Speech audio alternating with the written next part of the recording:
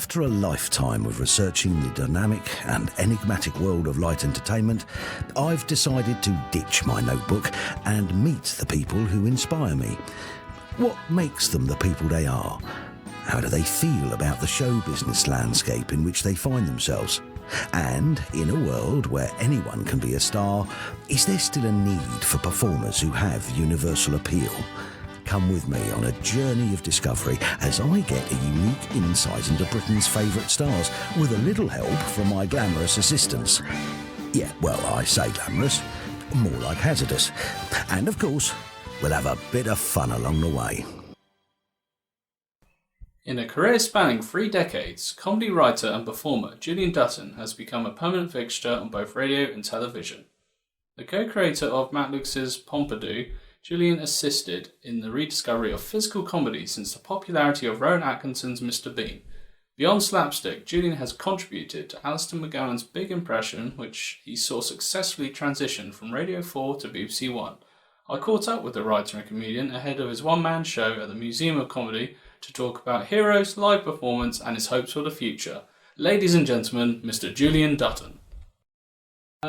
Let's go back to the beginning. After university, you began work as an actor, touring with your own theatre company and writing and performing in your own play, The Candidate, at the New End Theatre, Hampstead. As a writer and performer, to what extent is this the only way to maintain your ownership over the work you create?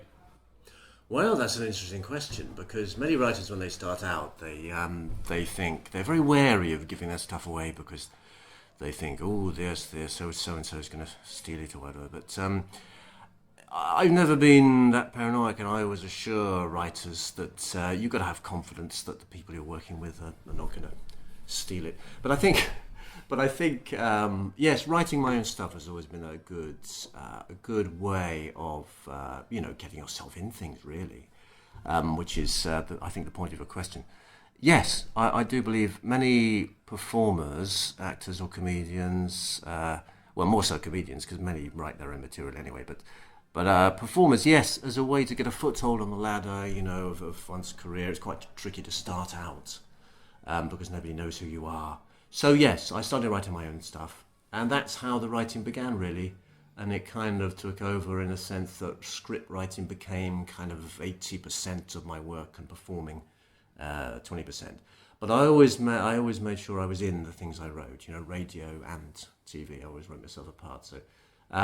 So when I sort of stopped being a kind of an actor as such, in inverted commas, on the stage, I began writing radio comedy around sort of 89, 90.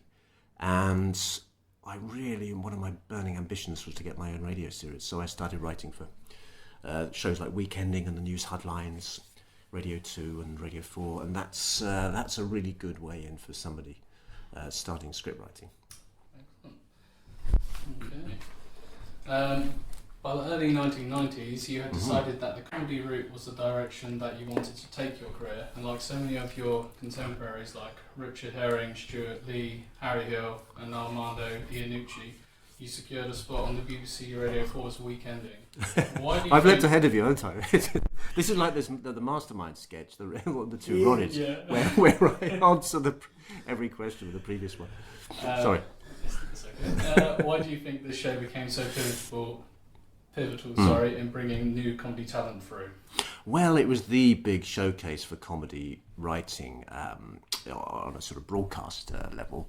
Weekending and the News Hunt. The Weekending was the sort of private eye of Radio 4, slightly satirical, nudge, nudge, wink, wink. And the News Headlines was more brash and brazen and, as you'd expect, because Roy Hudd was starring in it, more musical and a sort of nod back to the kind of brash, breezy variety kind of show, which was great. Sort of round the horn, but topical.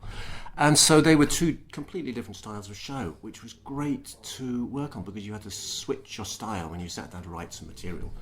There were definitely two different styles. And yes, radio was a great way in, and still is, I believe, to start a comedy script writing career.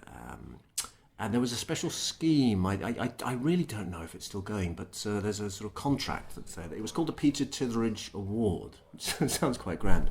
I think Peter Titheridge was the producer of I'm Sorry, I'll Read That Again, that great radio comedy sketch show with Tim Brooke-Taylor and John Cleese, and they think they named the contract after him, and I was awarded it along with Richard Herring and Stuart Lee. And what that was it was a kind of a stipend, which you got paid a certain amount every month, and you were on a kind of retainer, really, which was great. And so you got to work on all sorts of shows, from panel shows to sitcoms to pilots, and so everybody was getting their own pilots going. And it was a great time, really, for writing. I look back on it fondly. There were some great people there, as you say, Herring and Lee and Peter Bainham, who I worked with, who went on to a great screenwriting career, and as you say, Armando Iannucci. There was Chris Morris was wandering around the corridor at that time, rehearsing. I remember hearing him rehearse on the hour, actually, shouting from Armando's office. So yeah, that's basically BBC Radio Light Entertainment was my kind of university. Everybody looks back on their kind of formative time. Kind of a crucible of their lives. And for many people it's the university, but for me it was definitely a radio light entertainment. Next question already has a name that you've mentioned. So, then you teamed up with the legendary Roy Hudd and Julian Whitfield for Radio 2's The News Headlines. That's right, yes. What were these two comedy legends able to teach you about making people laugh? Oh gosh, well, Roy Hudd, I remember, was a perfect audience. I mean, sometimes you go down to the Paris studio where it was recorded and watch a read-through and rehearsal and stuff. And in the green room, Roy was absolutely one of the most generous performers I've worked with. He would laugh uproariously at all your material. Now, I don't know whether that was genuine. He genuinely... I do actually think he genuinely found everything funny. But he was so kind because I do remember him introducing the show to the audience in the Paris studio, and he would specifically name writers. He would say, we've got a great sketch written by so-and-so. And one day down at the Paris studio, he said, we've got some lovely sketches written by the wonderful writer called Julian Dutton, ladies and gentlemen. Julian Dutton. I think he's in the audience. Give him a hand. It's a terrible impression, sorry, but I'm trying to do Roy Hudd. I'm doing Roy Hudd, as Rob Brydon would say. So that was really, I was really chuffed at that. So, yes, as I said, it was a different style of show to Weekending, but I enjoyed working on both, really. It was great fun. I mean, there was no satire in the Headlines. Of course, the difference was the Headlines was an audience show, which I think lent it greater value in terms of teaching writers because, of course, you have to get the laugh. So it taught you how to structure a scene to get the laugh at the end of the scene. Yeah. Yeah. Yeah, big fan. Roy Hudd. Yes, but I mean, Weekend, of course, was non-audience, so you kind of had to... You could get away with the sketch not getting huge laughs. Okay. So, interestingly, some of your early television work came in sketches alongside another comedy powerhouse, the great Peter Cook. How was it working opposite such a satirical icon? Wow, that was amazing, that was, yes. Well, Harry Thompson was a BBC comedy producer for both radio and TV. People remember him producing the 11 o'clock show, and he discovered Sacha Baron Cohen. He produced Harry Enfield and Chums, which I believe was Harry Enfield's one of his first TV series. I know he'd done spots on Saturday Night Live now. Yeah, so Harry Thompson was producing this show called the Bore of the Year Awards. I think it was 92 or 93, I can't remember. And it was a Private Eye-inspired spoof award show, really. You know, with awards like... it was really glamorously done. The production was brilliant. The set looked exactly like, a hotel in Park Lane or whatever. It was all done in the BBC studios. And it was a send-up of award shows. There were things like, the most boring interviewer of the year awards, the most... Yes, the most devious politician of the year award and things like that. And Ken Livingstone turned up and was given an award. It was all in good spirit.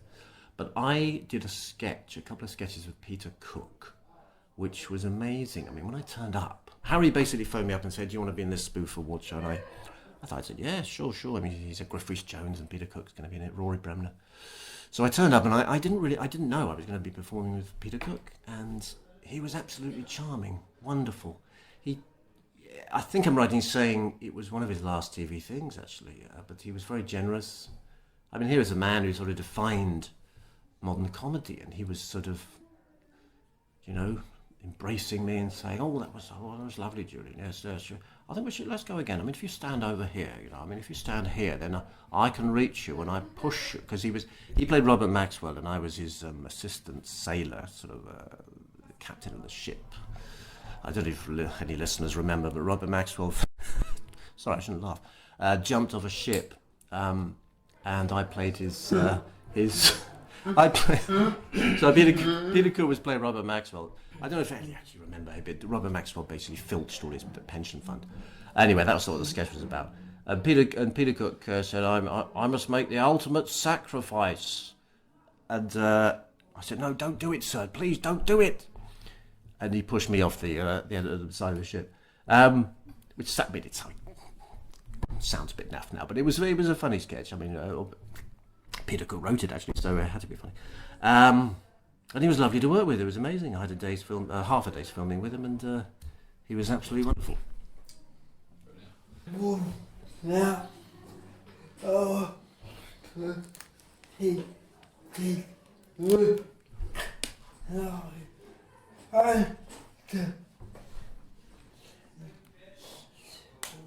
Is that a show with Clive Anderson? Clive Anderson, yes. He did a great chat show. Peter Cook? Yeah. Oh, yes, that was one of the funniest shows I think I've ever seen. It's where he played 4 different characters. Yes, the pop star. He played, I think he was Colonel Griebling or somebody similar. And he was an old colonel, that's right, and Clive Anderson was interviewing him. And I remember some lovely stuff in that where Peter Cook says, well, yes, unfortunately, the village where I'm on the parish council, I tried to get execution passed as a sentence for misdemeanors in the village, but sadly, the rest of the council were against it. I think something like that, yeah. And, he played a pop producer, I think, didn't he? And, he said, we're going to get all the band together. I think we got a sort of reunion gig planned for 2020, and of course it was 30 years ahead. But yes, that was a great show. He was a genius, and I think, as I say, sadly he died shortly after I performed with him. That's not to say I jinxed him at all, although I did perform with, I did make a commercial with Frankie Howerd.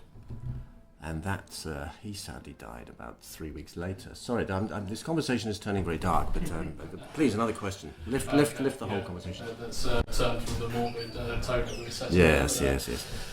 Okay, so the next one is, working with Alistair McGowan on Radio 4 during the 90s, how difficult is it to nail the character merely by using your voice? Well, that's an interesting question, really. I think performing with radio... Yes, Alistair was a genius. I sort of met him. I met him on the circuit when I was doing stand-up first, actually. I started doing an impressionist act. And, of course, Alistair had already carved out a great niche as an impressionist on the stand-up circuit. So I used to go to gigs and watch him, and and he'd give me some tips and advice and everything. And that's how we sort of became friends, and then we did a few radio shows together. I think he did a few weekendings, I did a few weekendings, and then I pitched a radio show for him. Well, it was a team show, but he was the sort of star of it, called The Harpoon, which was a spoof old boys magazine type show, which was sending up. It was a bit like Ripping Yarns, although Ripping Yarns didn't even sort of occur to us at the time. But it was more of a sketch show, but set in the 1930s, 1930s sketch show. And we did tons of different voices on that. The challenge, of course, on radio is to just transform you. But I think, as I say, the pictures are better on radio, so yes, you transform your voice, and I think you do get input from the listener's imagination. So we, as with radio, you can do anything. You can have sketches set on the moon in a rocket or Antarctica. Be wherever. Yes, exactly. I mean, we did sketches set in the Atlantic, the Atlantic Ocean. I remember one sketch in the Harpoon me and Alistair did called "Across the Atlantic Alone," and there was a report from a solo crossing of the Atlantic. But then halfway through the sketch, the sailor realizes that the reporter's on the boat with him. So he says, "Hang on a second. Wait a second. This is you're with me. I mean, it isn't solo, is it?" I never thought of that. So it was great fun to do that. And then we sort of co-created The Big Impression. But I'm probably leaping ahead again for your question. I co-created The Big Impression with him for BBC One, which is yes. Well, I shall leave you to it. Fire away. It's okay. In 1999, you witnessed the successful transition of Alistair McGowan's Big Impression from Radio 4 to primetime BBC One. How significant was this in the reuniting Impressionism with light entertainment? That's a very good point, actually. It's a very good point. It's like it's a lecture. No, very good question. Because, yes, I think I just better correct you. It didn't actually start on radio, although Alistair and I had done loads of radio shows together. The Big Impression, or Alistair McGowan's Big Impression as it began, was a new show for TV. People look back on The Big Impression and they see it's quite a mainstream show, not really satirical like Dead Ringers. It was more fun, and it went out on BBC One. Dead Ringers was BBC Two. But it's easy to forget that there hadn't been an impression show on TV since Mike Yarwood's, which I think ended in the late 70s. So there was a period of about sort of almost 20 years between the BBC having an impression show on TV and The Big Impression. It's quite extraordinary. I had no idea why that happened, but Impressionism just fell off the radar and they just stopped making them. I think they looked on Impressionists as a bit sort of end of the pier, 70s kind of speciality act, a bit like magicians. But I don't know why, but so we sort of wanted to reinvent the impression show, and although it was Alistair's show, he was very, very generous, and he got about 4 other impressionists on board to sort of help him out in the sketches, and I was very proud to be part of a sort of co-impressionist on quite a few sketches I did. We managed to do all the old people we liked, sort of Jimmy Stewart and Dustin Hoffman, and I did a few film stars. And that's where John Le Mesurier first started creeping in to the repertoire, because we wrote a few sketches, well I wrote them actually, about Dad's Army. I don't know if you remember Ian Lavender, who played Pike in Dad's Army. He appeared on EastEnders for a while, playing a character called Derek. So I thought it'd be fun to write some sketches where he's in the EastEnders. It's set in the sketches set in the Queen Vic, but he wants to turn EastEnders into Dad's Army, because and that's when I sort of started doing John Le Mesurier in Sergeant Wilson in The Big Impression. Alistair played Pike. I'd be in the sort of Queen Vic, and I'd say, "Well, I think it all looks rather nice, doesn't it, Frank? It really does. They've done out the Queen Vic marvellously. There's a wonderful bunting, you see. It looks absolutely wonderful. It really does." And sort of Peggy would be telling me off. So that's how Le Mesurier started, really. Well, I was doing it in my stand-up act as well, but and so that's The Big Impression was a big success. It was great. It ran for 4 or 5 years, I think. So we're here at the Museum of Comedy, where you're just about to take the stage in your new one-man show. Do you think that's wise, sir? The life and times of John Le Mesurier. What can we expect? Well, I think you can expect sort of a bit of light and darkness, really, sort of light and shade. I mean, John Le Mesurier's life, if I may say so, was quite up and down, you see. I mean, he was very funny on screen, you see, and especially when people remember sort of me for Dad's Army and everything, but I made about 200 films, you see. So what I do, or what Julian Dutton does in the show, sorry, I've become him actually, he's taking me over. It's basically a tribute to his whole life. I tell you the story of his entire life, his reminiscences from the age of rep in the 1930s all the way through to his stardom in late 70s, late 60s, that Dad's Army started. And he had an extraordinary life, really. he was one of those generation of actors who could make a name for himself as a small part actor in films. As I say, he made about 120 to 130 films. And in fact, in the show I do say, I have to confess, ladies and gentlemen, I made so many films throughout my career that I can hardly remember the titles of a single one of them, you see.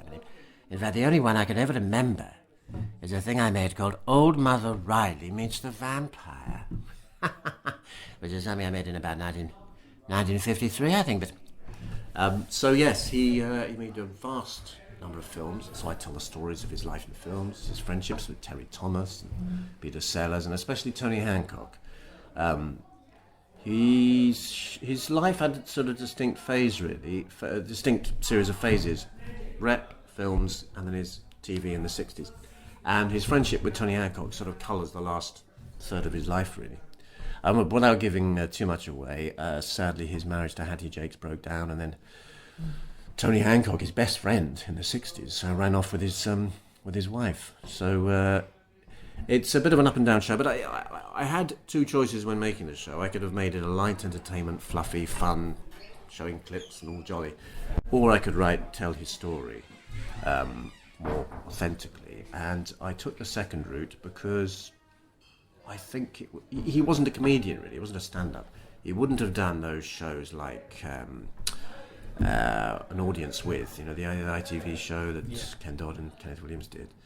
Although he was a great storyteller, he wasn't a raconteur like Kenneth Williams. So he wouldn't have done those shows. So I've chosen the route of depicting his life in its light and shade. So yes, the nitty-gritty. That's a very good phrase. Nitty-gritty. The nitty-gritty is man. Okay, so where do we get to? And just to say, I'm touring the whole country still, and I'm sort of coming to the end of this first leg of the tour. I've been touring since last November, but I am carrying on the show in November. So there's an autumn tour, and all over the country really, and into 2020, and also there's talk of Australia. Wow. That sounds quite ominous. I don't know who's talking about it. There is talk of Australia. Yes, because the Australians love old comedy, and there's a British kind of classic comedy. So fingers crossed. Yeah, hopefully that'll be lovely. Fan base over there. Yes, exactly. It's amazing that over half a century since its first broadcast, there's still a love for the platoon of Wilmington-on-Sea. Why do you think Dad's Army is so enduring? Well, that's a very good question. I think it touches a nerve, and it appeals to something fundamental in the British character, the sort of spirit of pluck in the face of adversity. But there's a key reason which I think it's still a magical series, and it's still repeated on Saturday night primetime TV, which is quite extraordinary, really. John Le Mesurier was born in 1912, and for his TV comedy shows to still be repeated, and the highest, I believe it's the highest rated audience sitcom on TV at the moment, which is amazing. Alan Corrin wrote a marvellous review of the series in about 1972, the great critic and writer Alan Corrin, and he said that the magic of Dad's Army is that there's a valuable, even they are buffoons, all the characters are buffoons, which is why we love them, we laugh at them. Except, interestingly, Sergeant Wilson, John Le Mesurier, he's not actually a buffoon. In a sense, he's the more sensible one, and he represents the audience, really. He sort of looks on now, do you think that's wise, sir? I mean, that very catchphrase indicates that he's the guarded one. He's saying, like, hang on a sec. Captain Mannering is the Don Quixote. He wants to up and at 'em. River patrols. That's it, Wilson. And Alan Corrin said, apart from their lovable buffoonery, they would all be willing to die if push came to shove. All the characters would be willing to die if the greater folly demanded it, he said. And that, I think, sums it up, because we love them because they're not heroic, they're trying to be heroic. At least they're trying to be heroic. So that's my view of the magic of Dad's Army. Okay. Looking back at your career, what's your proudest achievement? Gosh, really? Well, I think it's... blimey. I think life is a series of stages, really. I think you have a series of goals, and as you achieve them, you sort of tick them off, and you think you're very proud at the time, I mean, it's funny really, but I was very, as I say, when I started kind of writing comedy and trying to write comedy, my aim was to get my own get my own radio series. So when I did, that's an incredible feeling when you get your first sketch on. When I got my first sketch on Weekending, it's any writer will tell you, it's wow, they're reading my stuff on the radio.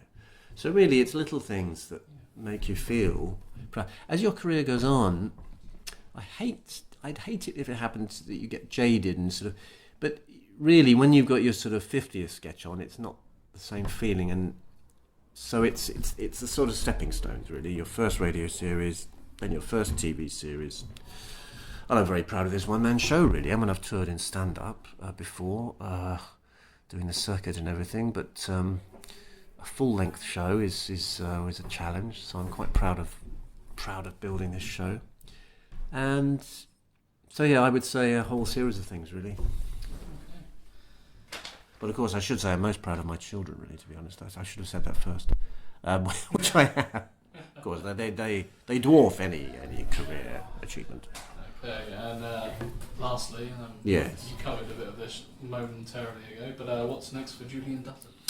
Good gracious, well. This tour, I've been touring this show for nearly a year now, since last Edinburgh I did the first few previews of it. I've been focusing on this. I mean, I have written a couple of sitcom scripts during that time, since last August and now, which I'm just developing now. One is in at the BBC, but I'm also planning... this show, the John and Mejra show, is going to go on until 2020. I'm really quite surprised by its success, really, because I just didn't know it was going to take off, really. I just thought I'd do another Edinburgh and see some mates and have some fun. But then theatre started booking the show. So I am planning another one-man show, but I haven't picked the person yet. Because I think what's very interesting is not just doing impressions in sketches, but really doing a full-length one-person show, which really gets into their character.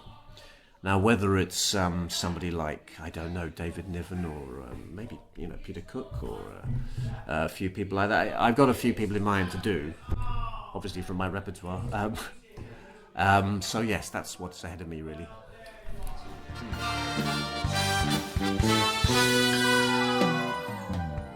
A big thank you to our guest for being the subject of another Beyond the Title interview. If you like this, why not browse the website and see if there's anything else that takes your fancy. Don't forget to like our Facebook page to receive updates of forthcoming interviews and to see more information about me and what I do. Thanks again, and hopefully see you next time for another Beyond the Title interview.